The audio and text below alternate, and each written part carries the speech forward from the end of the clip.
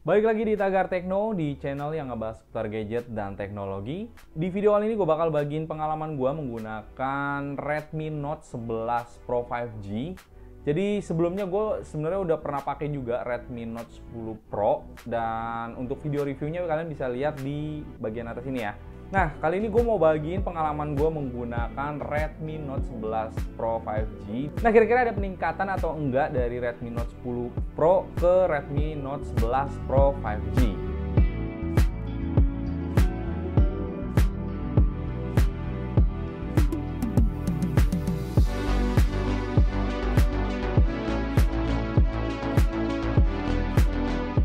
Oke, yang pertama gue bahas dulu bagian desain dari Redmi Note 11 Pro 5G ini. Untuk desainnya sendiri, untuk bagian depan ini sama persis ya, hampir nggak ada beda dengan Redmi Note 10 Pro. Cuma kalau kita lihat ke bagian belakang di sini lumayan agak terlihat jelas perbedaannya. Pertama di bagian bumper kameranya. Di sini dia desainnya lebih mengotak ya dibandingkan dengan Redmi Note 10, dan untuk tata letak lensanya juga berbeda. Tapi untuk lensanya ini, untuk lensa utamanya, pixelnya itu resolusinya itu sama ya, 108 megapiksel, dan di sini juga ada kamera wide dan juga ada kamera makro dan ada lampu LED flash. Sedangkan untuk bagian belakangnya ini terbuat dari bahan kaca dan dia finishingnya warna doff ya.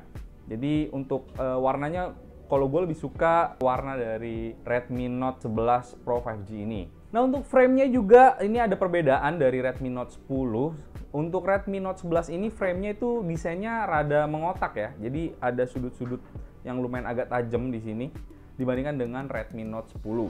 Dan menurut gua sih feel genggamannya lebih enak di Redmi Note 11 ya. Untuk bagian depan ini benar-benar nggak ada perbedaan sama sekali dengan Redmi Note 10. Untuk bagian bezel kanan kirinya ini cukup tipis dan atasnya juga, namun di bagian dagu di sini masih agak sedikit tebal.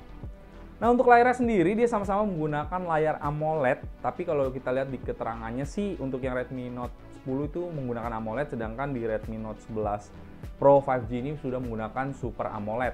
Dan untuk nitsnya juga lebih tinggi, kalau untuk Redmi Note 10 itu di 400 nits. Nah, sedangkan untuk di Redmi Note 11 Pro itu di 700 nits. Jadi kalau di bawah cahaya matahari, untuk layar dari Redmi Note 11 Pro ini akan lebih terlihat jelas dibandingkan dengan Redmi Note 10. Nah, untuk performanya kira-kira gimana? Jadi untuk performanya sendiri, untuk Redmi Note 10 ini menggunakan prosesor Snapdragon 732G. Sedangkan untuk Redmi Note 11 Pro 5G ini menggunakan Snapdragon 695 yang sudah mendukung fitur 5G. Dan untuk ukuran chipsetnya sendiri dia lebih kecil ya dibandingkan dengan Redmi Note 10. Dia menggunakan 8 nanometer, sedangkan di chipset di Redmi Note 11 ini sudah menggunakan 6 nanometer. Jadinya akan lebih irit daya baterainya. Nah, untuk baterainya sendiri justru ada penurunan di Redmi Note 11 ini.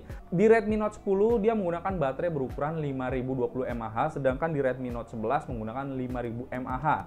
Walaupun secara tertulis dia ukurannya lebih kecil, namun dia bisa dikatakan lebih irit dibandingkan Redmi Note 10 karena chipsetnya ini sudah menggunakan 6 nanometer yang artinya sudah hemat penggunaan daya. Nah, dari sisi performanya sendiri yang gue rasain di sini ada peningkatan ya di Redmi Note 11 Pro 5G dengan Snapdragon 695-nya. Jadi gue udah menggunakan smartphone ini untuk bermain game dan juga multitasking, dan itu berjalan dengan mulus. Dan secara pengujian dari Antutu Score, untuk Redmi Note 11 Pro ini mendapatkan skor 38 ribuan, sedangkan di Redmi Note 10 dia mendapatkan skor di 29 ribuan. Jadi ada peningkatan yang cukup signifikan ya dibandingkan dengan generasi sebelumnya. Nah, yang berikutnya untuk konektivitasnya, otomatis untuk Redmi Note 11 ini lebih ngebut ya karena dia sudah mendukung fitur 5G dibandingkan dengan pendahulunya Redmi Note 10 dia masih menggunakan 4G.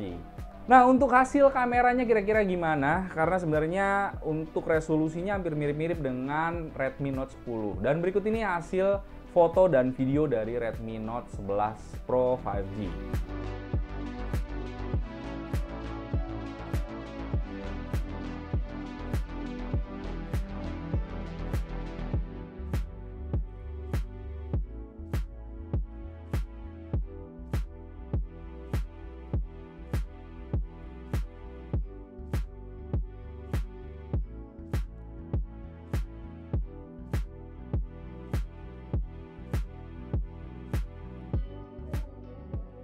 Nah, ini untuk perekaman kamera belakang 1080 30 fps. Fokusnya kayak gini ya.